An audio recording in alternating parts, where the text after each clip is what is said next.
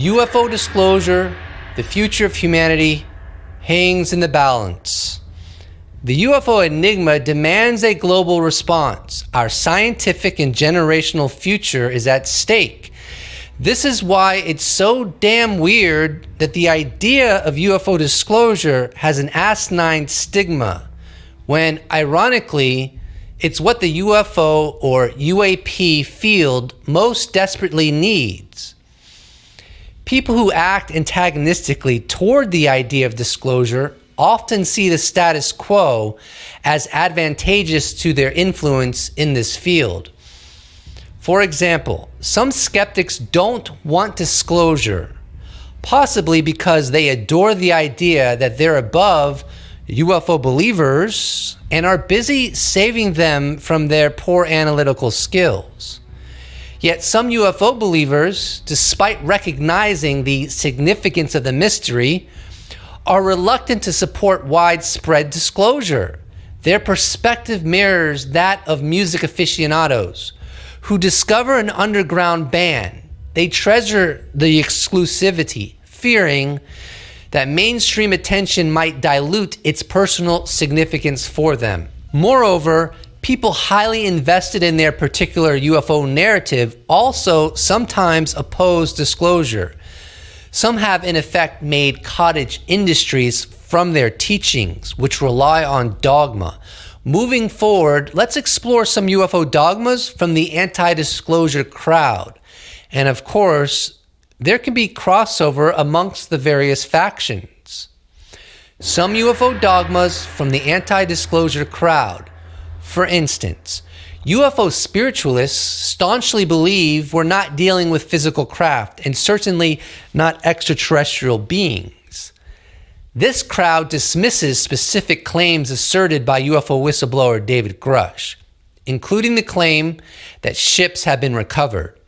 They are allergic to anything emerging that challenges their gospel of the UFO enigma.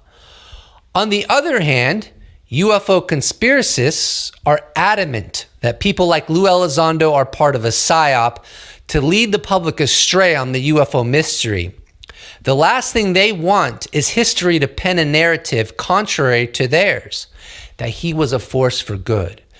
So while they may desire disclosure, that's only if it aligns with the narrative they've spread.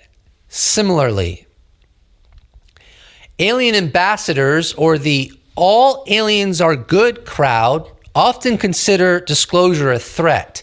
They feel that the disclosure process we're currently seeing is manipulative. If we were to have honest disclosure, they tell us, it would look much different, and the people they respect would play much more prominent roles. Another perspective comes from what I call UFO gatekeepers. They will tell you they want the entire subject reformed, but this is only if they are at the center of this effort. They want to keep the talent pool small so that they remain the big fish within the most miniature pond possible. In other words, relevancy is worth more to them than disclosure, and they believe their way is the best. Ultimately, this comes down to a sentiment that journalist George Knapp has repeated over the years. Not everyone wants the truth, they simply want their truth. While some people feel threatened by disclosure, it's also true that most everyday UFO people want maximum UFO transparency. So in that light, most of us are fighting for a righteous and progressive cause that we believe will benefit mankind. UFO studies will remain hindered without disclosure. What does the effective worldwide study of UAP look like? That depends on what they are. If there's an extremely high probability that UAP are not alien technology exceeding the next generation, then it's very debatable how much money should be spent studying this enigma.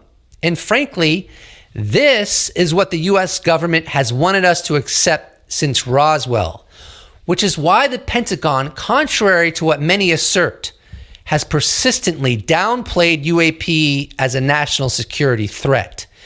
If the national security establishment wanted to portray UAP as a colossal threat, they wouldn't be so reluctant to be clear on their capabilities. Once those capabilities are definitively explained, there will be no more wiggle room on where this technology stems. In a bizarre sense, it's as if they are covering for the aliens, which makes you wonder if the US government did make a secret deal with them. David Grush has stated he wants more details on precisely this potentiality. If the US government portrayed UFOs based on their knowledge of them, the world would be eager to understand this enigma, partly because the stakes are so high.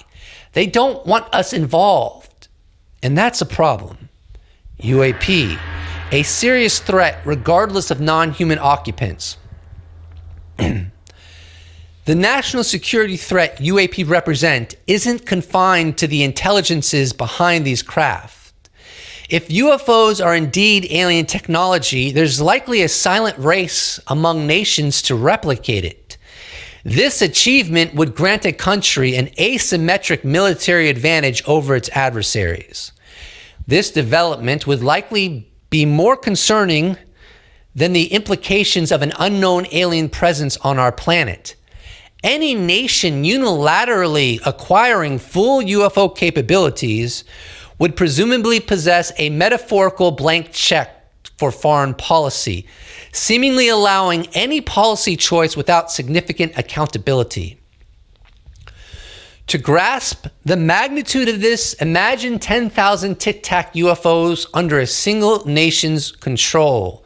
Their capabilities presumably include remaining airborne indefinitely, instantaneous acceleration, stopping on a dime and low observability, staying submerged in oceans for extended periods without refueling, while covertly tracking every submarine and naval vessel of adversaries, perpetually monitoring every ICBM, intercontinental ballistic missile silo worldwide, and having the capacity to detonate a launched missile before it reaches 50 feet in the air. But could there be a silver lining to this seemingly bleak scenario? Acknowledgement of alien technology could promote peace. Reported, well-documented encounters with excellent expert witnesses, like the USS Nimitz UFO event series in 2004, suggest capabilities far beyond our current understanding. Society must confront these revelations head-on.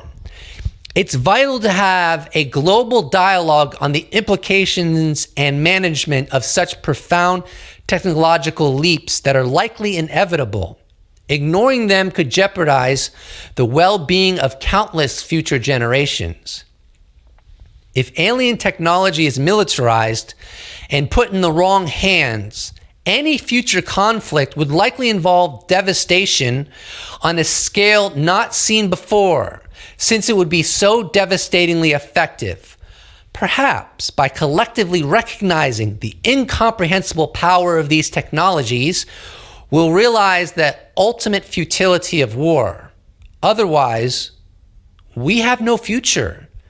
If UFOs employ a form of gravity propulsion, its mastery of space-time should herald an era of cooperation, not confrontation. Harnessing such power for the collective good, ensuring global prosperity and well-being should be our shared goal.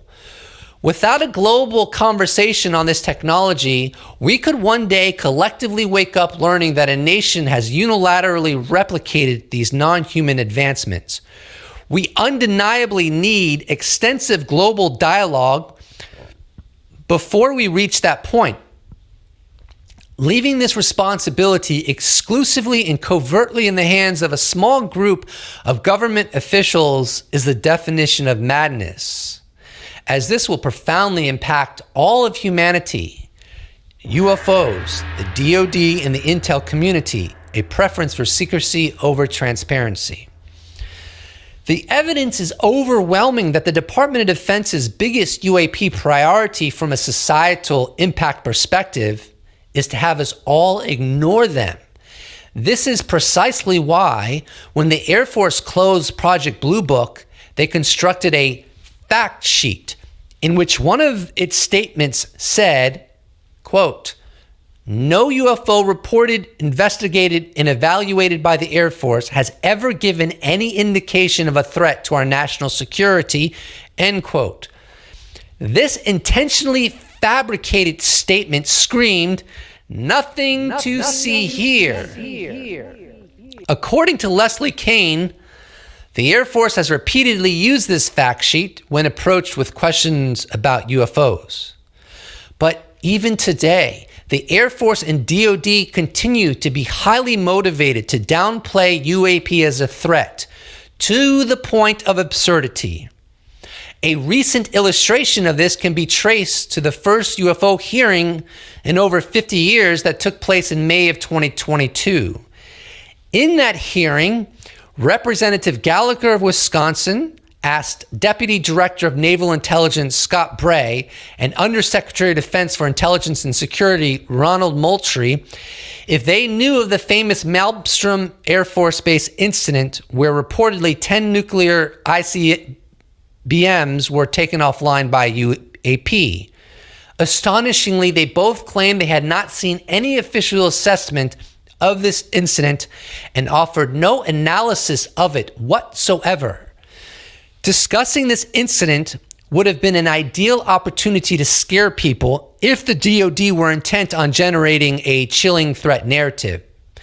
They could have covered the Malmstrom incident extensively and then broached other UFO and nuke historical events, such as those where reportedly UAP turned on nuclear ICBMs in the United States and Russia, casting these incidents in a menacing light to evoke widespread concern about UFOs. From every angle, having your weapons of mass destruction surveilled and sometimes tampered with is unambiguously a potential national security threat. Still, we heard bupkis from DoD representatives on that because the DoD wants us to ignore the UFO issue. I could relay a myriad of examples unambiguously demonstrating that the national security establishment has no intention of promoting an overwhelming UFO threat narrative. But we'll leave it there. My analysis seems self-evident 6 years after the famous New York Times article dropped. Nevertheless, I find it deeply concerning that the DoD doesn't want to publicly discuss the UFO and nuke connection. Our civilization urgently needs to engage in a conversation about this critical aspect of the UFO presence.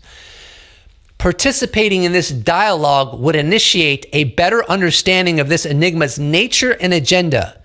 We can have this adult conversation without resorting to unnecessary scare tactics.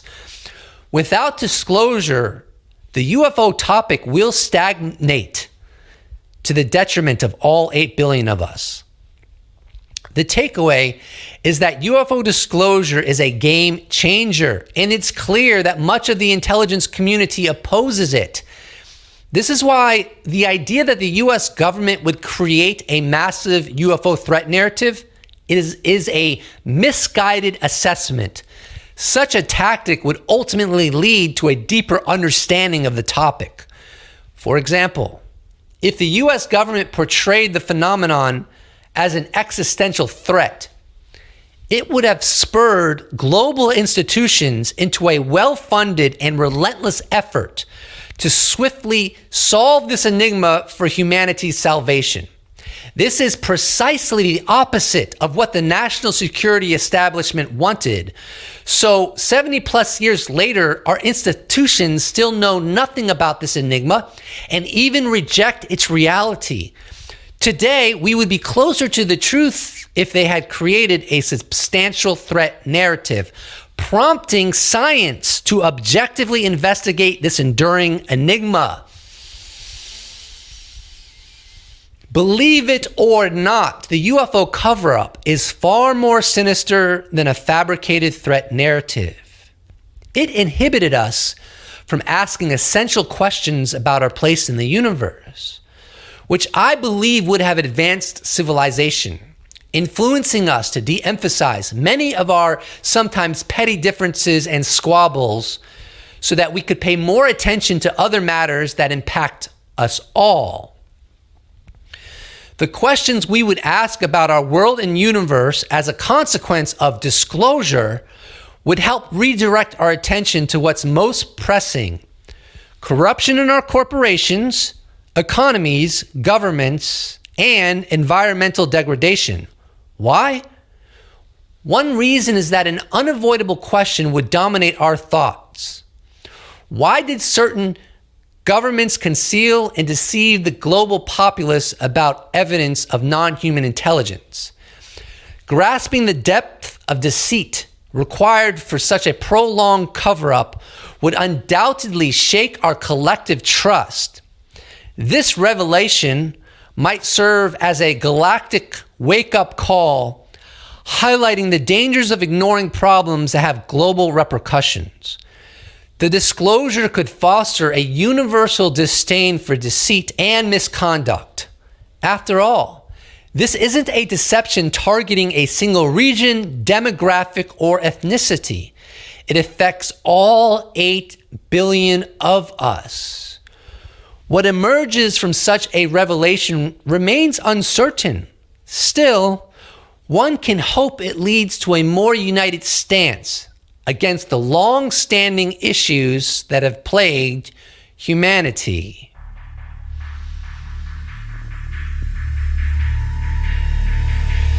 That's where the Medium article ends. Here are 800 more words that didn't make it into the article because I realized, with the help of my editor, that it made sense for this to be the conclusion of the article. But since this is the video, we can add it. So let's go a little further, shall we? Let's explore some of the inevitable questions we'd have after disclosure that would help unify our species. Post-disclosure era, an avalanche of inquiries. After disclosure, thousands of questions that would have been considered irrational in a pre-disclosure world will suddenly be deemed rational and essential for society to discuss. Here are a few that immediately come to mind that we'll not only discuss around the dinner table, but every Earth institution will have a moral obligation to grapple with. Did UFOs influence the development of world religions and human culture in general? Are people of all genders and ages, including children, getting abducted by aliens? If so, why? And how often? Are large populations of aliens or their drones residing in our oceans? If so, what the hell are they doing there? Why have aliens engaged our world in an overwhelmingly covert way, leaving us to interpret their agenda subjectively? Are aliens walking among us? Will there ever be open contact? What should we do to prepare the world for this potential inevitability? Open contact, disclosure amplified.